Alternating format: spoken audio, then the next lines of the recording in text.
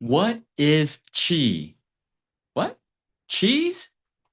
No, qi, not cheese. Qi. What is qi? Have you heard of the word qi? If you've gone to acupuncture before or any type of Chinese medicine clinic, you've probably heard the word qi, right?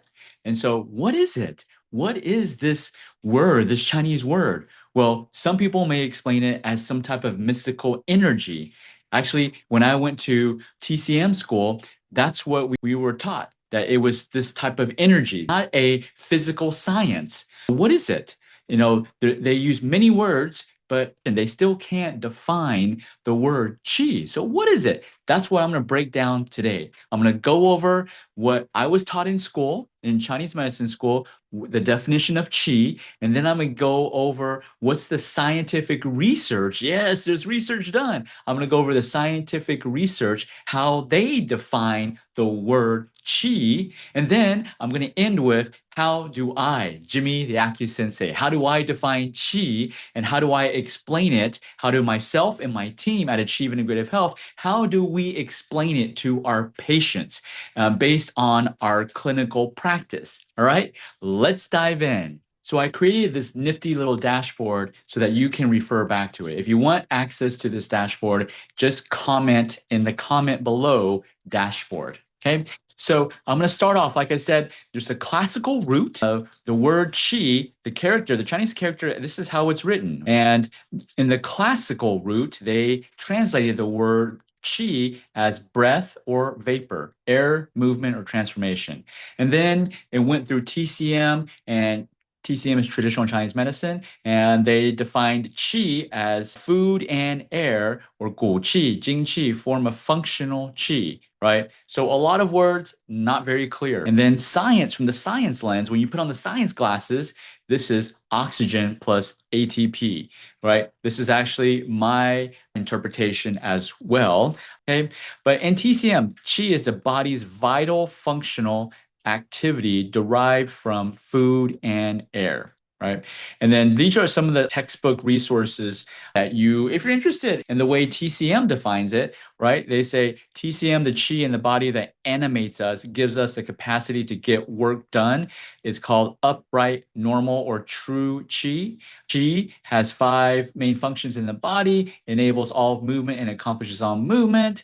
Chi, energy, this is the one we were taught, energy, dependent upon our environment, food, or chi. In fact, chi is a constituent of the whole universe, and the human body interferes with it at all levels. So these are the definitions that we study from our textbook when I was in TCM school. I don't know about you, but even back then, and as I'm reading it right now, there's a lot of words to this definition that we study, and it really isn't that clear, right? At least it is not to me. And so now let's get to this. What does science say, right? I'm a science guy. So what does science say? Well, science, I've listed all the research that is done. So again, if you want to get access to this dashboard, just comment dashboard below in the comments, and my team will send you access to it. Okay. So this is based on science now. This is not some woo-woo magic mystical energy. Qi is mitochondria energy metabolism. We have in every cell in our body, a mitochondria is our power plant, right? In every city, if you say in every city, in the city you lived in, that you live in right now, there's a power plant. What does a power plant do? It generates energy, generates electricity so that you can have power in your home. Like I need to have power for this video, right? How does the power plant generate energy? That's a whole nother story. Okay. But chi is similar to that mitochondrial energy metabolism. And if you're a science person, does that sound familiar? It should, because it's ATP generation. That's why it's here, ATP generation, right? ATP is what gives us our cellular power.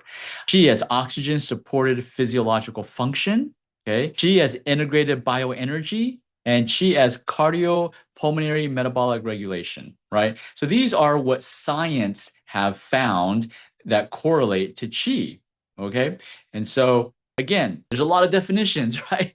So as I'm reading this, I'm like, so what is the definition? It's like, Jimmy, give it to me straight. What is the definition? Okay, I'm going to get to it because that's my definition. I like things simple. I'm a simple guy. I like things simple, and I explain things very simple to our patients so that they can understand. Hopefully, I'm not giving the impression that I'm making fun of these definitions. Okay, I'm not.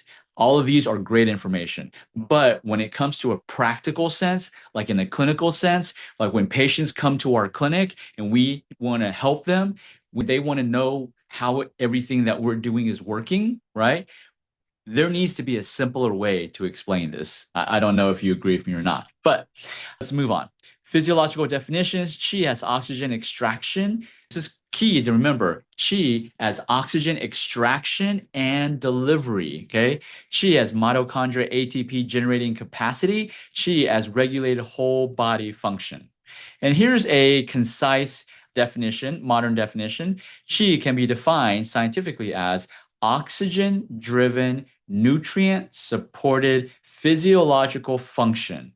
That's still a handful to me, okay? Because what is that for some people who's not really strong in biology and anatomy and physiology, you may still not understand what this means, right? But for those of y'all who have that background, you could use this definition. So, especially the organism's capacity to extract breathable air, convert substrates into ATP, regulate metabolism, and maintain coordinated activity across tissues. As acupuncturists, as TCM practitioners, I've showed you what we learned from our textbooks, the definition, and I've showed you the science, okay? And now I'm going to show you the Jimmy Acu Sensei definition. So I'm a simple guy and I'm a science guy. So I do explain everything in our clinic. My team explains everything in simple terms, but based on science. Okay. I'm not saying this is right or wrong. Actually, my definition of Qi, many acupuncturists, many TCM practitioners disagree with me. And it's okay. Everybody has their own definition. So I'm not saying mine's right, theirs wrong. I'm just saying this is what we do. This channel is about sharing about what I do, what my team does in our clinic that has helped thousands of people get phenomenal results, which has resulted in us, our clinic, being rated as the #1 acupuncture and wellness clinic in the entire US. Okay, but let's come back to Qi. So this is the Chinese word, Qi, right? So I like to go to the source. I try not to go to a translated version of the source. If I can go to the source, I'll go to the source. If I can't, then I have to deal with a translation. Okay. But since I can read Chinese, I like to go to the source of the word. Give you a little background about Chinese words. Chinese words, when they were created 3,000 years ago, maybe even 5,000 years ago, they were pictures and they had meanings. And the meanings of the pictures in those words gave the meaning of the entire word. Okay, so let me show you what I mean. So this is the entire word, Qi. It started off as this top area, okay, this top area started off as a picture of just 3 lines. That's how it started off. What is this picture of the 3 lines? What did this picture mean originally when they created this word? It means air. It means vapor. It can mean steam. Okay? That's what it meant. And then now you have this bottom character. What did this mean? This means rice. Okay? So Chinese words are very picturesque, like a pictogram. Okay? So let's see, how does that make any sense? Well, if you ever cook rice, right? If you cook rice, what happens? How do you cook rice? Traditionally, how do people cook rice? Well, there's a fire underneath, right? Fire, and the rice is in the water. What happens?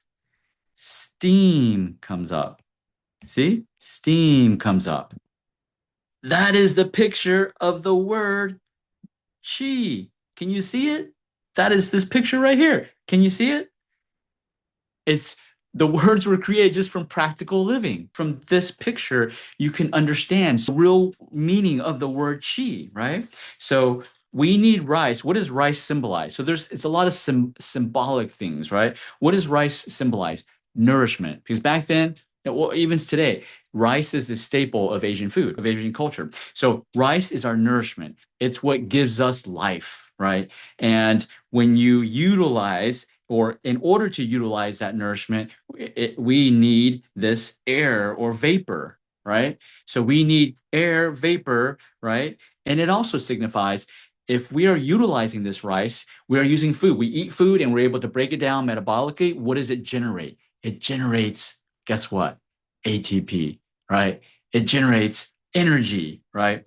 And so it is Chinese medicine is an energetic medicine, but not a mystical energetic medicine. At least not, I don't interpret it that way.